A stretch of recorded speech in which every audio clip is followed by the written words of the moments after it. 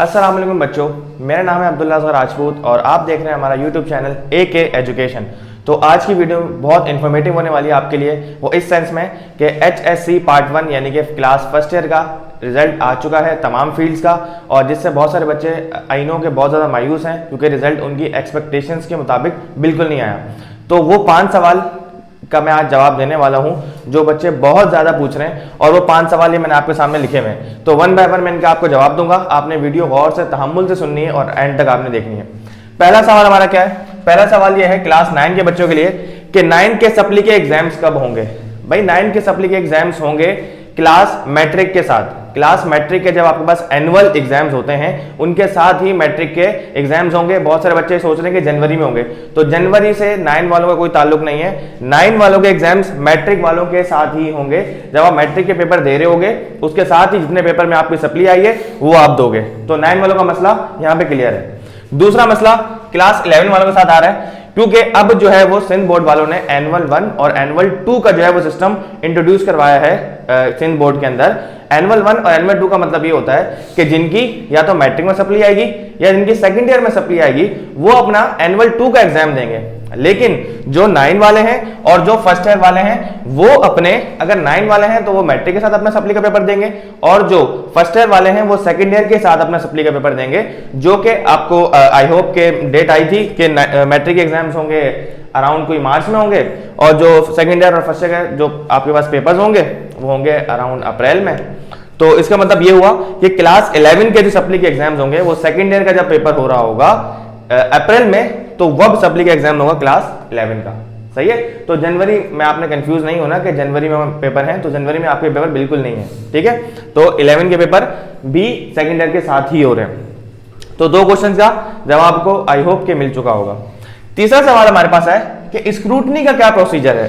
भाई बहुत सारे बच्चे जिनका रिजल्ट सही नहीं आया, जैसे कि मैं एक स्टूडेंट हूं और मैं एक्सपेक्ट कर रहा था कि मेरी जो है वो 80% आएगी, लेकिन कुछ ऐसा हुआ कि मेरी परसेंटेज है वो 60% आ रही है। अब मैं क्या करूं?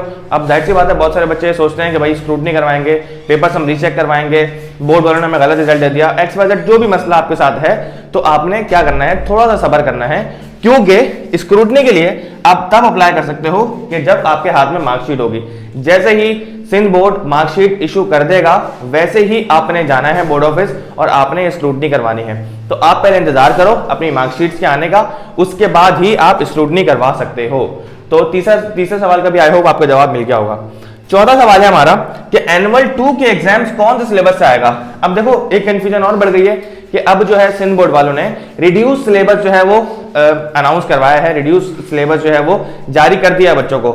यानी कि हुआ ये है कि 75% सिलेबस से इस बार जो है बच्चों का पेपर आएगा, यानी कि 25% सिलेबस रिड्यूस हो चुका है। जैसे कि आपके सामने PDF वगैरह भी शेयर हो रहे होंगे तो आपने आई होप वो देख लिया होगा। तो अब बच्चों का सवाल ये है कि क्या हमारा पेपर इन 75% से आएगा सप्ली का, या हमारा पेपर पूरे 100% या पूरी बुक से आएगा। तो याद रखना ये रिड्यूस सिलेबस जो है ये 2025 के बच्चों के लिए है। जो सप्ली का एग्जाम दे रहे हैं वो पिछली जो पुरानी बुक थी वो पूरी बुक का ही एग्जाम देंगे। तो रिड्यूस सिलेबस से सप्ली वालों का कोई ताल्लुक नहीं, आपने याद रखना है। तो आपने पूरी बुक की ही तैयारी करनी है। ये रिड्यूस सिलेबस आप लोगों के लिए बिल्कुल नहीं है जिनकी सप्ली आई है। ठीक है? तो ये 14 सवाल का भी आपको जवाब मिल गया आई होप।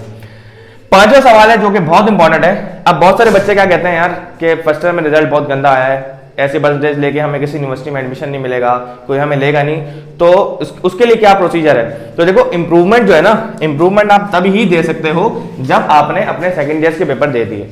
जब आप सेकंड ईयर के पेपर अपने दे दोगे और आपका रिजल्ट आपके हाथ में होगा तो उसके बाद ही आप इंप्रूवमेंट दे सकते हो। इंप्रूवमेंट अभी कोई बच्चा नहीं दे सकता जिसका रिजल्ट फर्स्ट ईयर में आया है, भले खराब आया जैसा भी आया है, तो वो अभी इंप्रूवमेंट नहीं दे सकता। इंप्रूवमेंट आप कब दे सकते हो? जब आपके पास सेकंड ईयर का पेपर हो जाएगा और सेकंड ईयर का रिजल्ट आ जाएगा, तब आप क्या करोगे? इंप्रूवमेंट दोगे। तो आई होप ये 5 सवाल जो कि बहुत ज्यादा इंपॉर्टेंट सवाल है जिनके आपको मैंने जवाब दिए समझ आ गए होंगे। कोई भी क्यूरी है, कोई भी मसला है तो लाजमी हमसे कमेंट सेक्शन में पूछिएगा।